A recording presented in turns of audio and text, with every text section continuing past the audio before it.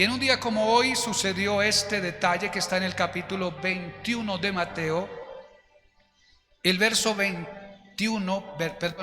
1 del capítulo 21 de Mateo. Se llevó a cabo este acontecimiento, que es lo que recordamos, resaltamos, y dentro del contexto religioso, por tema histórico, se celebra un día de hoy como un domingo de Ramos. En el capítulo 21 dice: cuando se acercaron a Jerusalén y vinieron a Betfagé, al monte de los olivos, Jesús envió 2 discípulos diciéndoles: id a la aldea que está enfrente de vosotros, y luego hallaréis una asna atada y un pollino con ella. Desatadla y tráemelos. Y si alguien os dijere algo, decid: el Señor los necesita, y luego los enviará. Todo esto aconteció para que se cumpliese lo dicho por el profeta cuando dijo: decid a la hija de Sión, he aquí tu rey viene a ti manso y sentado sobre una asna, sobre un pollino, hijo de animal de carga. Y los discípulos fueron e hicieron como Jesús les mandó, y trajeron el asna y el pollino, y pusieron sobre ellos sus mantos, y él se sentó encima, y la multitud, que era muy numerosa, tendía sus mantos en el camino, y otros cortaban ramas de los árboles y las tendían en el camino, y la gente que iba delante y la que iba detrás aclamaba diciendo, diga conmigo: Hosana al Hijo de David, bendito el que viene en el nombre del Señor, Hosana en las alturas. Cuando entró él en Jerusalén, toda la ciudad se conmovió diciendo: ¿quién es este? Y la gente decía: este es Jesús, el profeta de Nazaret de Galilea. Amén. Vamos, aplauda la palabra del Señor en este día.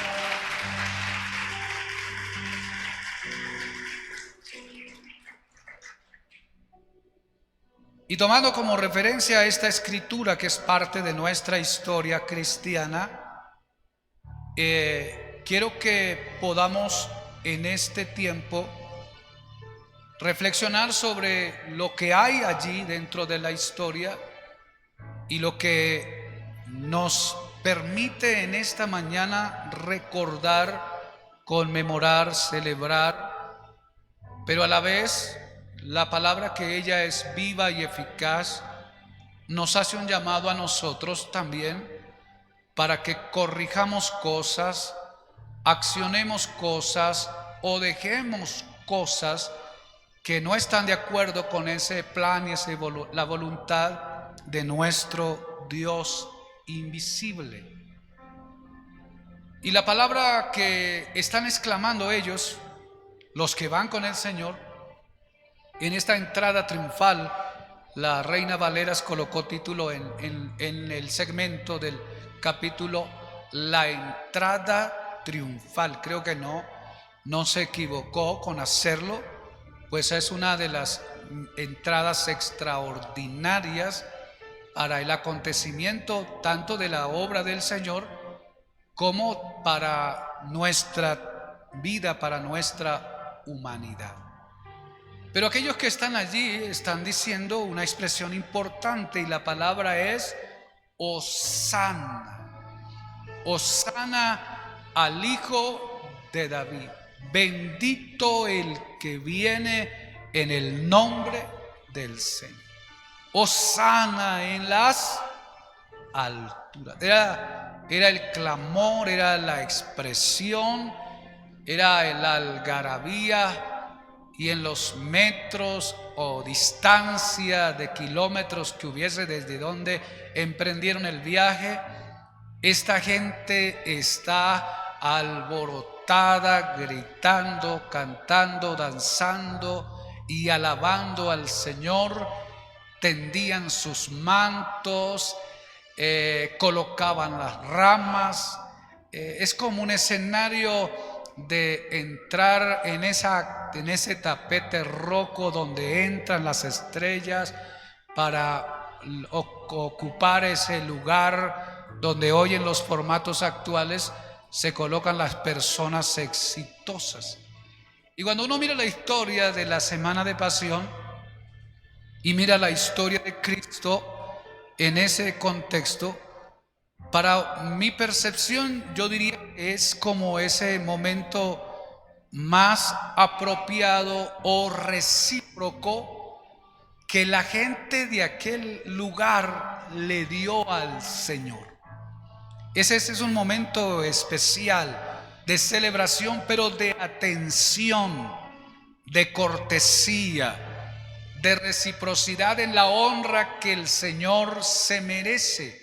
Es esa reacción que debería tener todo aquel que reconoce que Jesús es el Hijo de Dios. ¿Cuántos dicen amén a eso? Y es en ese momento, bueno, luego la semana se iba a colocar un tanto compleja y luego vamos a ver otro ambiente de la humanidad, pero ahí, en esa particularidad.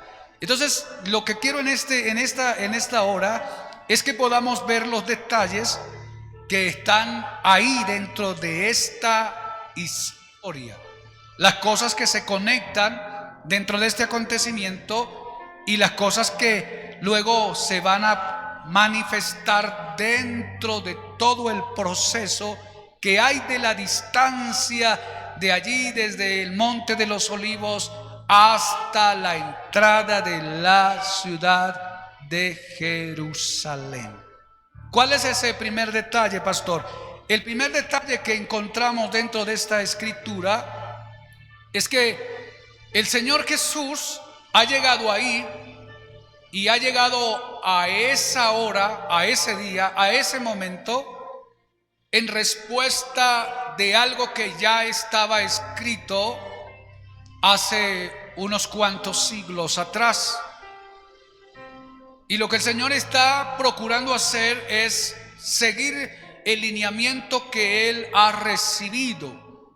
Y cuando usted revisa la escritura de los evangelios, ellas se preocupan para resaltar que todo lo que hizo el Señor lo llevó a cabo conforme estaba establecido en las escrituras. Y aquí se está resaltando una escritura que ya estaba declarada por lo menos 500 años atrás, en la declaración de la entrada triunfal. Y Jesús tuvo la prevención, la precaución y tuvo la certeza de conectar su voluntad a la voluntad del Padre, de conectar su agenda a la agenda del Padre, de conectar su tiempo al tiempo del Padre.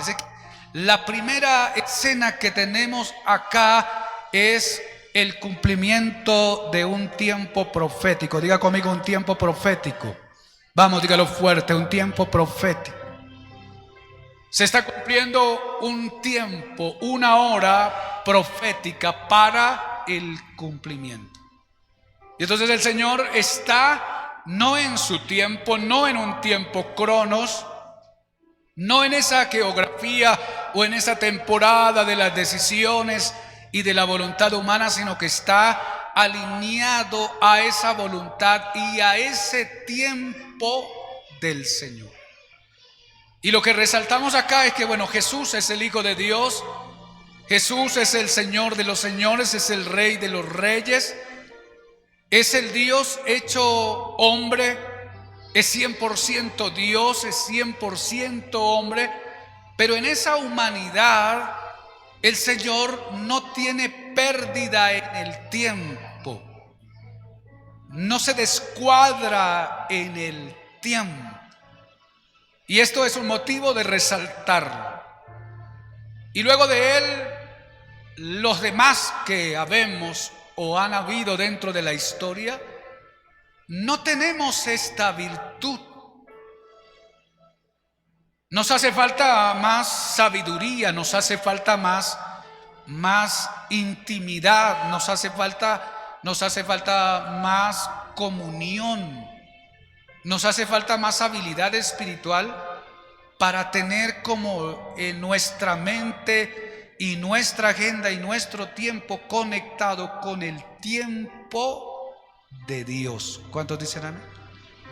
Y a veces nos adelantamos en cosas, hacemos las cosas apresuradas, llevamos a ejecución las tareas de una manera como apresurada. No era el tiempo, no era el momento. O de repente nos demoramos, llegamos tarde al momento, a la hora correcta. Tenemos hábitos desordenados con respecto a nuestra agenda. Y a veces conociendo las tareas que debemos desarrollar o las actividades que debemos llevar a cabo, sabiendo inclusive la hora y el momento exacto en el cual se desarrollan, a veces uno no lo cumple. Y a veces nos dejamos y nos atrasamos dentro de esa agenda del tiempo. Y esta máxima no es para de pronto hacer una exhortación a los que llegan tarde al culto. No es el objetivo, pero el punto es que aún nosotros, a veces conociendo las horas y los momentos del tiempo en los cuales debemos llegar o estar o participar, no los cumplimos. Ahora imagínense el tiempo de Dios, ese momento exacto del Señor, ese reloj profético que hay establecido para la vida y para la humanidad, ese tiempo. ¿Qué tan cercanos estamos de la percepción y de la interpretación clara y la sensibilidad para ir agendados con respecto a ese tiempo o a ese reloj de Dios, el reloj profético? Y algunos viven en ese sentido muy alejados, muy descuidados. Y a veces este tema se vuelve un tanto místico para otros. Y entonces aquí se levantan los gurús, se levantan los videntes, se levantan los profetas para ayudar. Y se levantan entonces los adivinos, se levantan los brujos y qué sé yo, para como que anunciar a la humanidad o a las personas cosas que de repente están por suceder. En ese lugar donde casi no tenemos nosotros acceso y a veces no lo tenemos con mucha claridad, el tiempo. Pero ese tiempo de Dios es una realidad. Esa temporada de Dios es una realidad, está agendada. Ese reloj está ahí corriendo como el reloj que nosotros tenemos para guiarnos en los tiempos y en las horas. Ese movimiento está ahí activo y no está de alguna manera insertado en un mundo desconocido e invisible, sino que fue también revelado y manifestado en los detalles en los cuales uno encuentra en la Escritura. Y entonces cuando miramos hacia adelante, hacia el porvenir o hacia lo que puede venir o suceder, entonces la recomendación es, si usted es un creyente regular que conoce de Dios, sabrá que la palabra nos muestra eso. ¿Cuántos dicen amén a eso? Nos muestra eso. Los tiempos, los momentos, las ocasiones, está establecido dentro de ese. Hoy tenemos un reloj en esta generación que fue establecido por los científicos. El reloj del fin del mundo, y lo establecieron, está puesto en una de las ciudades. Y entonces está ahí y los segundos han venido pasando y estamos a unos cuantos segundos del fin del mundo según la perspectiva de la lectura de los científicos.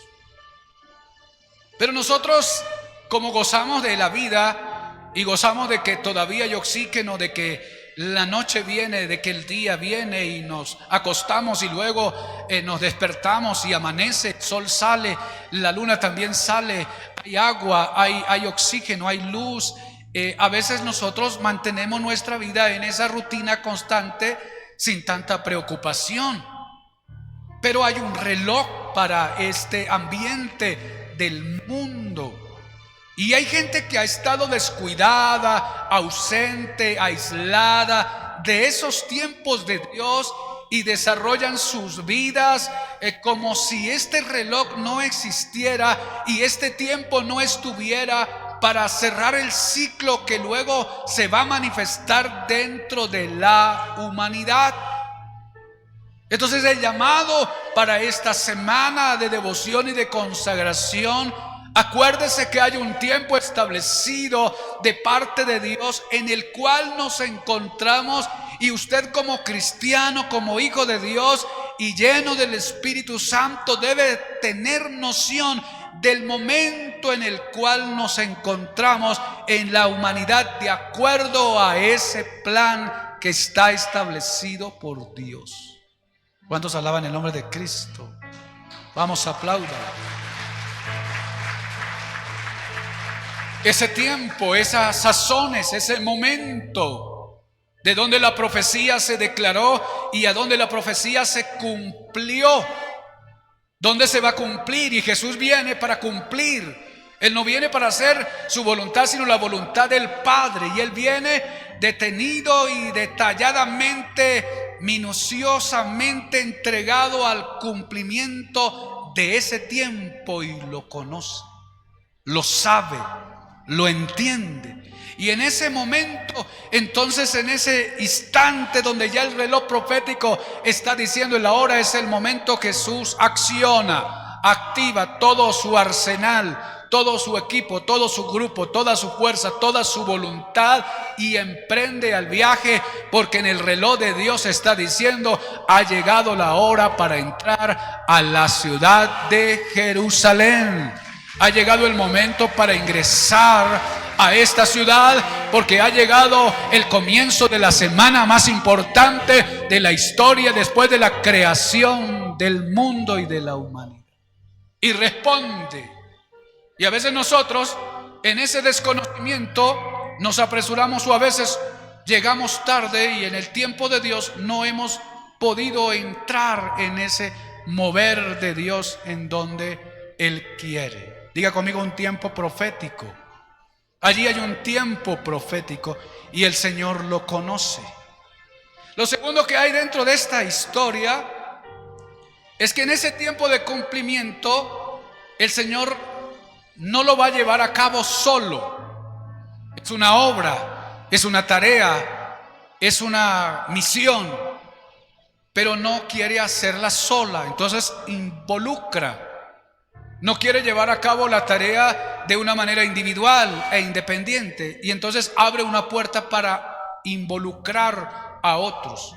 E involucra a sus discípulos, y los involucra ahora para entregar a ellos una comisión, y los comisiona a los dos discípulos.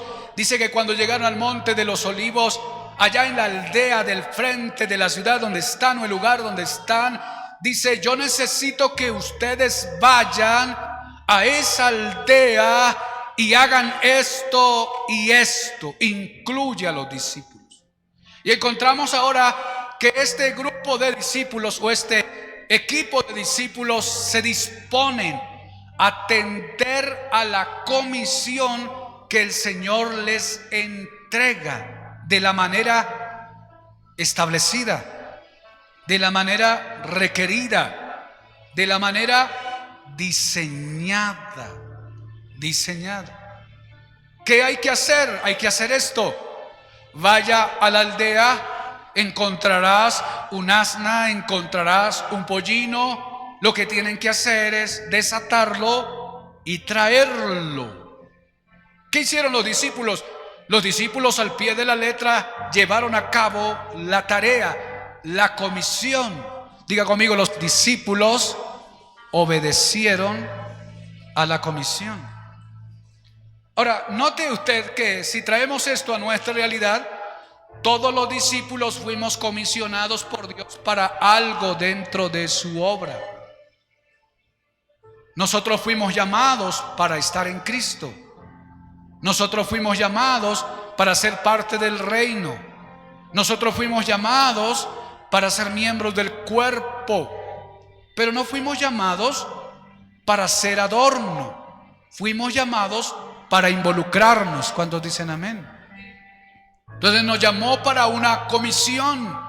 Y dentro de la comisión está la tarea de la evangelización. Dentro de la comisión está la función de la adoración. ¿Cuántos dicen amén? Fuimos llamados para evangelizar el mundo. Fuimos llamados para adorar a Dios. ¿Cuántos dan gloria al Señor? Fuimos llamados para eso. Fuimos llamados para ser parte del cuerpo. Fuimos llamados para ser hermanos, para ser familia, para ser comunidad. Fuimos llamados para integrarnos. Fuimos llamados para servir. Y entonces en ese llamado atendemos a la comisión.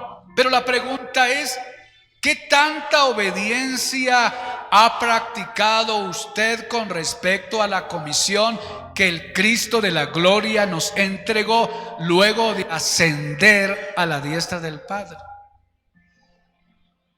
O de repente usted es de aquellos cristianos que está influenciado por sus necesidades y vino a Cristo por las viandas que el Señor da. Y vino a Cristo por los beneficios que Él da. Y entras al reino y entras al cuerpo para convertirte no en un siervo, sino en un Señor, para decirle a Dios todos los días: Señor, haz esto, esto, esto, esto a favor mío. Y algunos, recibiendo ese beneficio de Dios, se van y no vuelven. Pero el formato original es que nosotros no hemos venido a Dios simplemente por venir. Él nos ha traído. Dice que no lo elegimos nosotros a Él, sino que Él nos eligió a nosotros. No lo buscábamos nosotros a Él, sino que Él nos buscó y nos encontró. Nos llamó de las tinieblas a la luz admirable. Y ahora estamos en Él y estamos en su reino, en su cuerpo, en su casa, en su comunidad, en medio de la hermandad. ¿Para qué? Para llevar a cabo una comisión. Y la comisión, ya sabe usted que está declarada en la Escritura. Así que la recomendación, si está buscando espiritualidad en esta semana de pasión, es recoja su mente y su espíritu y póngalo en funcionamiento, porque usted y yo fuimos llamados para involucrarnos en la tarea. ¿Cuántos dicen amén? Estos discípulos se mueven conforme a la necesidad de la obra. Lo tercero que hay aquí no solamente tiene que ver con la comisión que se entrega a los discípulos, sino una oportunidad para servir a Dios con los bienes. Y esa oportunidad se abre ¿para quién? Para aquellos que tienen los bienes. ¿Y quiénes son en esta escritura? Los dueños de el asna y los dueños del pollino. Los discípulos no tienen asna, no tienen pollino, pero ellos están presentes para atender al llamado.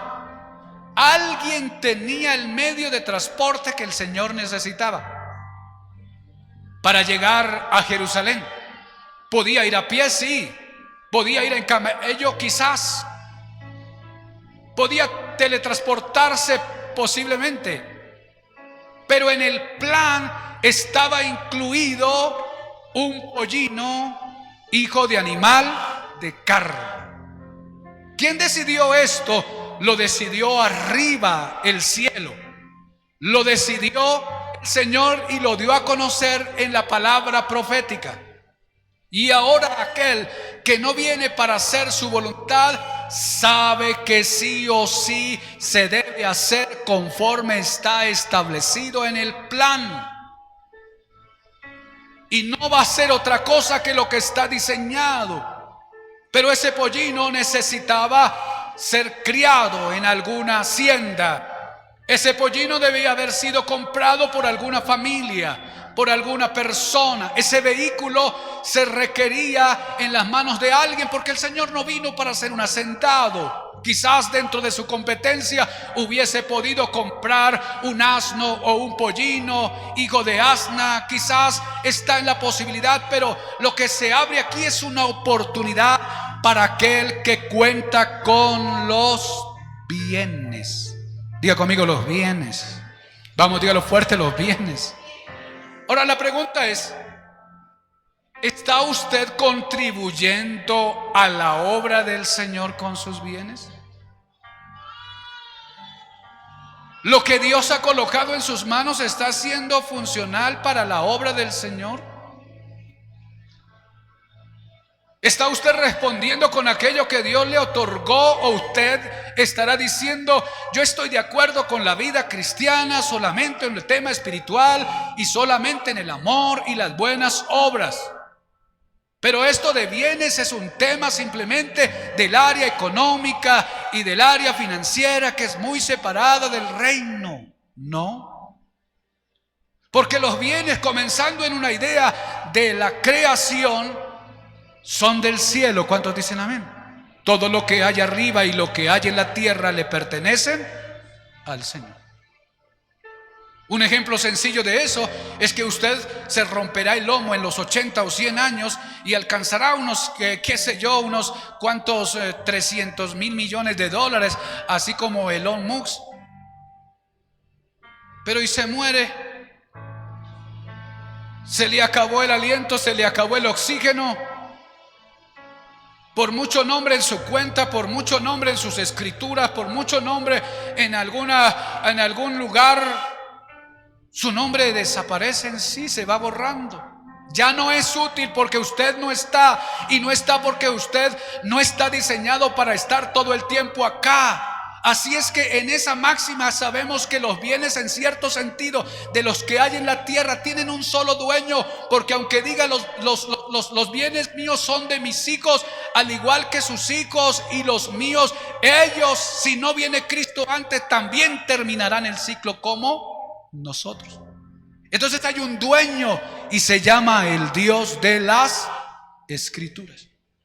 Y entonces aquellos bienes que luego fueron transferidos, conseguidos, quizás con nuestro esfuerzo, por causa del sistema que nosotros mismos hemos establecido en el mundo de mercado, de compra, de venta. En ese sistema que hoy estamos administrando, trabajo por una paga, compro, adquiero un capital, tengo mi capital, lo cuido. ¿Por qué? Por causa del sistema. Pero si no fuera ese sistema que nos gobierna, o que hayamos decidido dentro de la comunidad global, habría otro. El punto acá es que aquello que se decidió dentro de comunidad, establecerlo a su nombre, es temporal. ¿Cuántos dicen amén eso?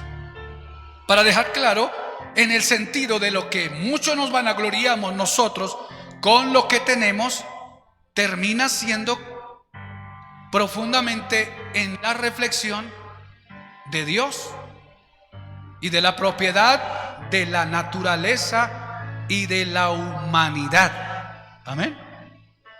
Digo esto en el sentido de que los bienes o las propiedades, en vez de acercarnos al tema de Dios y al tema espiritual, nos aíslan. Nos aíslan. Y nos aíslan porque el diablo tuvo la habilidad, filosóficamente hablando, y lo estableció en el mercado de las ideas y lo influencia en el mundo, que cuando uno se acerca al tema de la búsqueda de Dios, los que fuimos separados y apartados para el oficio de la tarea del Señor, como que robamos o explotamos o engañamos a las personas quitándoles a ellos el beneficio u obligándolos a que den de lo que ellos producen con el sudor de sus frentes.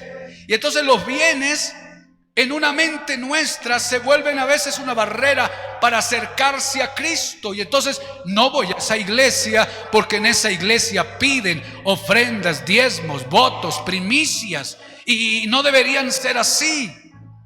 Y entonces la gente se aísla del tema de Dios. Pero los bienes que están en la tierra, que pertenecen al dueño de los cielos, que los concedió a aquellas familias o personas que estamos en la tierra, cuando Él los necesita para llevar a cabo la obra, va a requerir de que aquel que está administrando tenga la libertad de colocarlos en las manos del Señor para que el Señor pueda llevar a cabo el plan. ¿Cuántos dicen amén a eso? Imagínense aquellos que están con el asna y con el pollino. Digan, no, este es mi pollino. Está nuevo porque el pollino es sin estrenar, no lo ha montado nadie. Es 0 kilómetros ese pollino. Digan, es nuevo, ese vehículo es nuevo y es para mí, es para mi hijo, es para mi hija, es para mis generaciones. Y se repriman para decir, no vamos a prestar este pollino porque no conocemos al tal Señor, no creemos en el tal Señor, o tenga otra idea con respecto al trabajo del Señor, y repriman. No, usted va a encontrar en la historia que el Señor le dijo a los discípulos, vayan a esta aldea, encontrarán una asna que está atada con su pollino, desátenla y tráiganla. Desátenla y tráiganla. Y si acaso los dueños les preguntan que qué están haciendo, díganle a ellos que el Señor los necesita. Díganle a ellas que el Señor los necesita. Vamos, apláudalo. Díganle que el Señor los necesita. Que el Señor lo necesita. ¿Para qué? Para poder llevar a cabo la obra. Y alguien dirá, pero es que Dios es dueño de todo, no necesita nada. Pero necesitaba el pollino, necesitaba el asna para poder entrar a la ciudad de Jerusalén, porque así estaba el plan. Entonces la palabra acá es que aquellos que tienen los bienes tienen la oportunidad de involucrarse en la tarea del Señor. Su bien puede servir para que la obra de Dios se manifieste o se lleve a pleno cumplimiento. Y aquellos hombres que estaban cuidando el pollino también recibieron la máxima, porque el Señor les dijo, díganle que el Señor los necesita, pero que luego los devolverá. Luego los devolverá. Así que Dios no pide para desplumar a alguien, Dios no pide para desvalijar a alguien, Dios pide para poder involucrar a alguien y luego decirle, lo suyo se lo vuelvo a entregar. Y si hablamos bíblicamente, dirá la Escritura que no hay nadie que se haya acercado para servir a la obra del Señor que no haya sido bendecido 100 veces más y al final la vida eterna. ¿Cuántos aplauden a Cristo? Vamos, aplaudan. Entonces hay una oportunidad para contribuir con sus bienes. Cuando el Señor habló a Moisés, le dijo a Moisés, ven al monte. Subió al monte, recibió la palabra, recibió la visión y le dijo, quiero que construyas este tabernáculo con estas y estas medidas. Y entonces Moisés recibe toda la visión y luego dice, ve al pueblo y dile al pueblo que traigan todo lo que necesitamos. Y Moisés bajó y dijo, el Señor me dijo que construyamos esta casa. El Señor me dijo que hagamos esta arca. El Señor me dijo que necesitamos hacer esto y esto. Pero ¿quién tiene el oro? ¿Quién tiene la tela? ¿Quién tiene la madera? ¿Quién tiene los perfumes? Arriba, no, ellos están aquí abajo. ¿De quién son? De Dios, pero los distribuyó entre el pueblo. Así es que ustedes tienen la oportunidad de involucrarse para contribuir en la construcción y la dedicación de esta arca que será la casa de Dios. Y encontramos que el pueblo no se resistió. El pueblo no se resistió, sino que dice la escritura que aún Moisés, en el momento que pidió, le tocó pararse en una mañana o en un buen día para decirle al pueblo: por favor, no traigan más, porque aquí hay de sobra, hay superávit, los graneros están llenos, los lugares están, no hay dónde reunir tanto que ustedes han dado. ¿Por qué? Porque aquellos entendieron que Dios los estaba involucrando para servir. Ahora imagínense estos dos, que no menciona cuáles eran, o esta familia, o esta pareja, no mencionan nombres, se quedaron en la historia, se insertaron en la Biblia. ¿Y se insertaron en la Biblia por qué? ¿Porque hicieron milagros? No. ¿Resucitaron muertos? Tampoco. ¿Lavaron los pies de los discípulos? No. Se introdujeron en la historia y fueron parte de los protagonistas de esta historia porque usaron los bienes que tenían para servir a su maestro en el momento que él lo necesitaba. Y seguramente desde allá, desde la distancia, viendo de dónde ellos estaban, allí va mi pollino, llevando al Rey de Reyes y Señor de los señores. ¡Qué orgullo! ¡Qué gracia! ¡Qué bendición! Que aquello que es mío contribuyó para que la obra del Señor se establezca. Diga conmigo: una oportunidad. Vamos, dígalo fuerte: una oportunidad para servir al Rey de Reyes y Señor de... Sí. Y se entraron en la historia. En la historia más importante y en la obra más importante, porque no habrá obra más importante que la obra del Señor. Todo lo demás que hay en la tierra es pasajero, pero lo que permanece para siempre es la obra del Señor. Su mundo, su creación, su humanidad, pero en la particularidad su obra, la iglesia, el cuerpo de Cristo. La institución más antigua de la humanidad es la iglesia. Estamos por 2000 años, cerca de los 2000 años de haber comenzado el proceso en el calendario gregoriano. Digo 2000 porque Cristo nace en el 4 después de, según la historia gregoriana, y luego Cristo parte a los 33. Entonces estamos por cumplir 2000 años de que la iglesia está presente en la tierra. Es la obra del Señor. Y en esta institución llamada iglesia, con todas las ires y venires, con lo agradable y lo desagradable, es la institución más antigua. Se ha mantenido a través de los años contra viento y marea. El diablo ha querido destruirla, dañarla, confundirla, dividirla, alterarla, pero la Biblia dirá que somos columna y baluarte de la verdad, y el reino de las tinieblas no prevalecerá contra nosotros, porque somos de arriba y no de abajo. ¿Cuántos dicen amén? Somos del cielo, llamados por Dios, instituidos por Dios, para cumplir en cada generación que nos corresponda lo que Él ha establecido.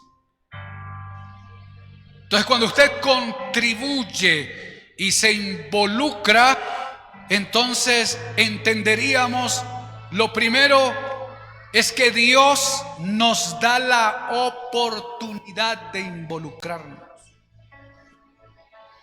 ¿Lo pudiese hacer solo? Sí.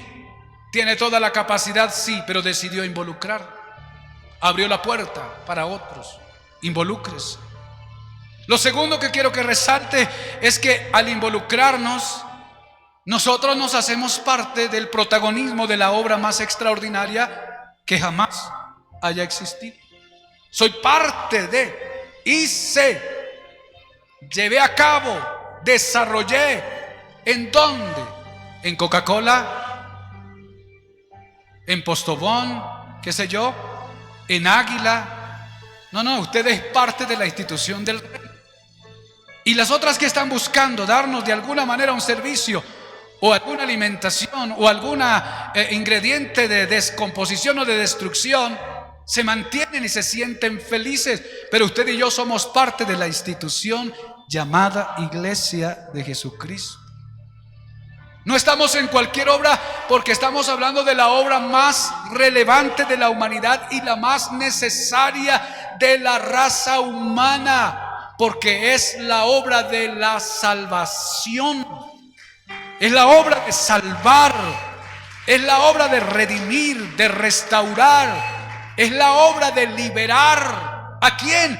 A la humanidad que de una u otra manera perdió sus estribos, consciente o inconsciente, creyéndolo o no, aislados del camino de retorno a la casa original de donde todos vinimos. Esa casa que se llama el Padre, porque quiero decirle que todos procedemos de Él. La Biblia dice que Él creó al hombre, a la mujer, los estructuró del polvo de la tierra y luego sobre Adán entregó el soplo de vida. Cada persona, cada humanidad tiene de Dios su aliento, y es ese aliento que está en riesgo de perdición, porque todos debemos volver a la casa del Señor, y la única manera de volver a la casa del Señor es atender a la actividad de la obra, porque no hay sino un solo camino, no hay varios ni varias, hay un solo camino, y el único camino a casa se llama Jesucristo. ¿Cuántos dicen amén? No hay otra senda, solo a través de Él podemos volver al Padre. Así que cuando yo estoy y cuando me involucro y cuando hago parte de lo que el Señor está llevando a cabo, sin que lo pueda medir en gran dimensión, estoy contribuyendo con Jesús para que Jesús entre. Fíjese que la historia de Domingo de Ramos es la entrada triunfal. Diga conmigo, la entrada triunfal. Jesús va entrando a Jerusalén, pero requiere de algunas cosas para poder entrar a la ciudad. Entonces la pregunta que hacemos hoy: ¿qué tanto está usted y yo contribuyendo hoy en esta generación para que la misma operación del Señor, el objetivo que sigue siendo el mismo de entrar aquel día a Jerusalén, hoy algún corazón, hoy alguna familia, hoy alguna comunidad, hoy alguna ciudad, hoy alguna nación, hoy a esta generación, ¿qué estoy haciendo para que Él pueda cumplir su objetivo?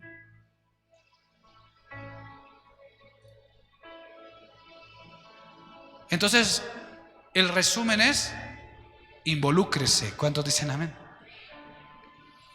La semana de pasión comienza con la oportunidad para involucrarnos y acompañar en este viaje extraordinario para que el Cordero pueda llegar a su destino. Y en esta generación, el destino de Él es un corazón que lo necesita ardientemente, por allá entregado en los vicios del alcohol, de las drogas, de la promiscuidad, de una vida de incredulidad sin sentido, de religiosidad atada por una y otra cosa. Su vida sirve. ¿Cuántos dicen amén? Diga conmigo: mi vida sirve. Vamos, dígalo fuerte: mi vida sirve y mis bienes también. Colóquese de pie en esta mañana.